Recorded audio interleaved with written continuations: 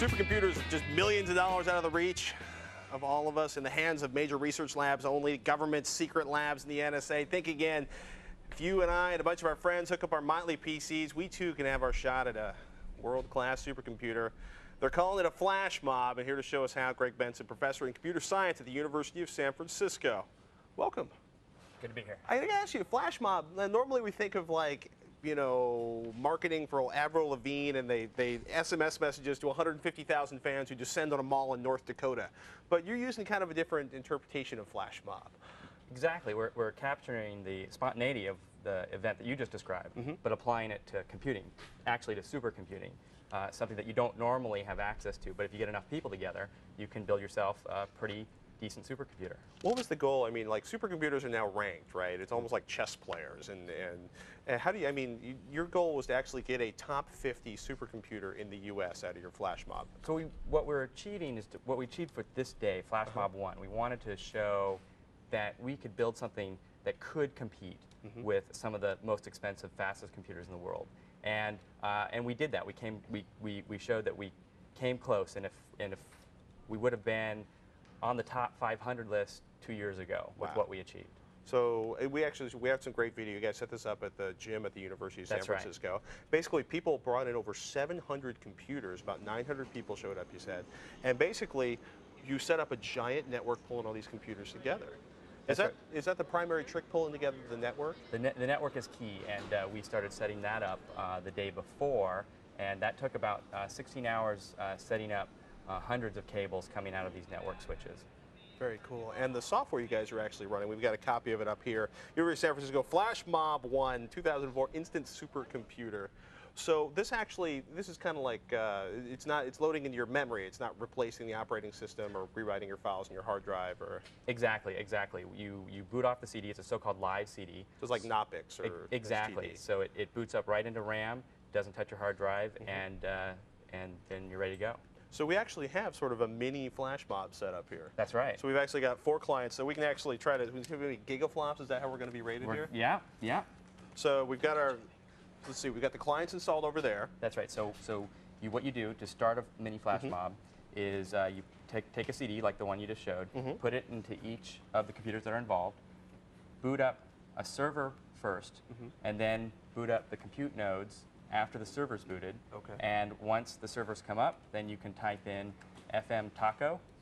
FM underscore taco? FM underscore taco. First we go searching for client flash nodes. I am a server on an isolated network, so it's detected 4 machines. Go for it? Yeah. Hit enter. Now, not going to explode on those guys, are they? Hopefully not. Please no. 3 nodes are okay, 0 nodes, uh-oh. Uh-oh. So try typing it again.